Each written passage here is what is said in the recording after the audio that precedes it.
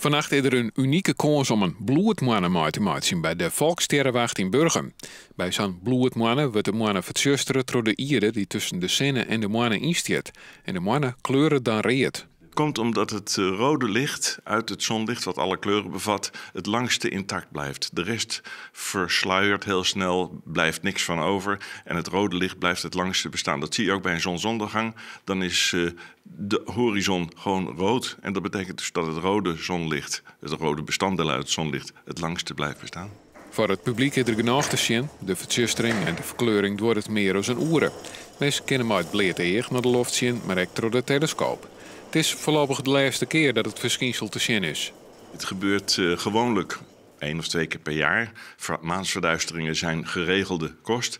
Maar nu hebben we een reeks achter de rug van zo'n 25 jaar met 32 of 33 maansverduisteringen. En het betekent gewoon dat we nu een aantal jaren moeten wachten voordat er weer eentje komt. En dat zijn dan maar gedeeltelijke verduisteringen. De eerstvolgende die vergelijkbaar is met die van vanavond, die komt pas in 2033. Dus dat is een hele lange tijd. Als de waarsverwachtings uitkomen, wordt het vannacht een spektakel. Er is weinig bewolking, hoge drukgebied, dus we verwachten heldere hemel. En als er wat schapenwolkjes zijn, is dat geen ramp. We kunnen altijd wel door die bewolking heen kijken. En ik denk dat het een heel spectaculair schouwspel wordt.